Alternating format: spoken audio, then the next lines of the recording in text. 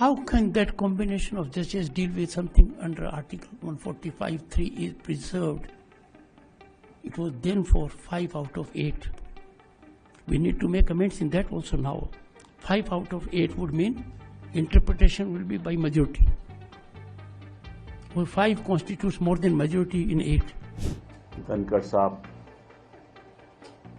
का जो वक्तव्य था, जो स्पीच थी, वो पढ़ा तो मुझे दुख भी हुआ और आश्चर्य भी हुआ, क्योंकि जुडिशियल इंस्टीट्यूशन, चाहे वो सुप्रीम कोर्ट हो, चाहे वो हाई कोर्ट्स सारे देश में हो, उनके ऊपर आज के दिन भी अगर किसी संस्था पे विश्वास है तो जुडिशरी पे है। और मुझे ऐसा लगता है कि जब कुछ सरकार के लोगों को जुडिशरी के निर्णय पसंद नहीं आते तो फिर वो आरोप लगाना शुरू कर देते हैं।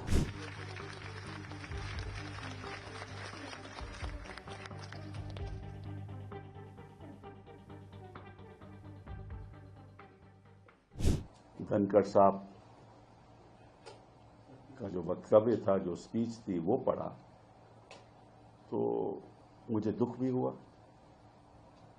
और आश्चर्य भी हुआ, क्योंकि जुडिशियल इंस्टीट्यूशन, चाहे वो सुप्रीम कोर्ट हो, चाहे वो हाई कोर्ट्स सारे देश में हो, उनके ऊपर आज के दिन भी अगर किसी संस्था पे विश्वास है तो जुडिशरी पे है। और मुझे ऐसा लगता है कि जब कुछ सरकार के लोगों को जुडिशरी के निर्णय पसंद नहीं आते तो फिर वो आरोप लगाना शुरू कर देते हैं कि ये हद से बाहर है, और जब उनको पसंद आते हैं तो फिर विपक्ष को कहते हैं ये तो सुप्रीम कोर्ट ने फैसला किया। कोई सवाल उठाए 370 पे तो ये तो सुप्रीम कोर्ट का फैसला था। राम जन्मभूमि की जजमेंट पे सवाल आए तो ये तो सुप्रीम कोर्ट का फैसला था, ये तो सुप्रीम कोर्ट का फैसला था। और अगर हाल ही में जस्टिस पार्दीवाला की जजमेंट आई तो ये कैसे सुप्रीम कोर्ट कर सकती है।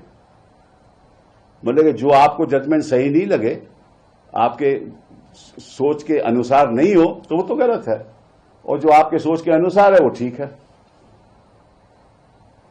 और एक कॉन्स्टिट्यूशनल फंक्शनरी को ऐसी बात कहनी मैं समझता हूं उचित नहीं है। मैं उनका बड़ा आदर करता हूं, लेकिन आपने कह दिया कि article 142 is nuclear fissile material, nuclear missile. ये कैसे कह सकते हैं आप? आपको मालूम है कि आर्टिकल 142 के द्वारा सुप्रीम कोर्ट को संविधान ने यह हक दिया है। ये किसी सरकार ने हक नहीं दिया, संविधान ने हक दिया है टू डू कंप्लीट जस्टिस। पहली बात ये। दूसरी बात, और ये मैं देश की जनता को बताना चाहता हूं कि president of India is a titular head.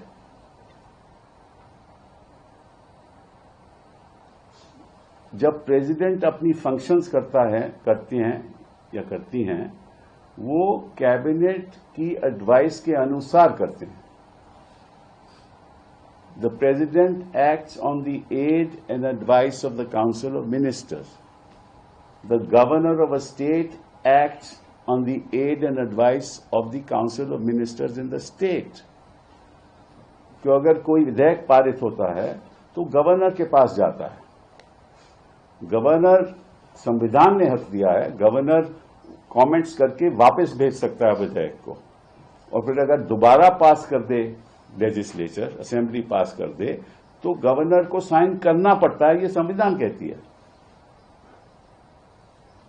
Governor यह भी कर सकता है कि कोई विधेयक को वो प्रेसिडेंट को भेज दे अपने कमेंट्स के साथ कि मुझे ये सही नहीं लगता, और प्रेसिडेंट अपने व्यक्तिगत अनुसार कुछ नहीं करती। President acts on the aid and advice of the council of ministers. वो बात सरकार, केंद्र सरकार पे जाती है, केंद्र सरकार के काउंसिल ऑफ मिनिस्टर्स पे जाती है। वो एडवाइस करते हैं प्रेसिडेंट को कि क्या करना है। ये प्रेसिडेंट का कोई व्यक्तिगत हक नहीं है, ये धनखड़ जी को मालूम होना चाहिए। उन्होंने कहा कि आप प्रेसिडेंट की पावर को कैसे कंट्रोल कर सकते हो? भाई कौन कर रहा है प्रेसिडेंट की पावर को कंट्रोल?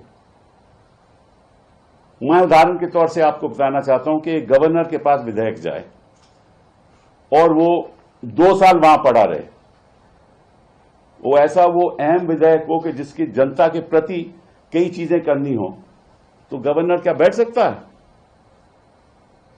2 साल बैठ सकता है उस मामले में, और कोर्ट को कोई अधिकार नहीं है कुछ करने का। This is in fact an intrusion on the supremacy of the legislature. ये तो उल्टी बात है।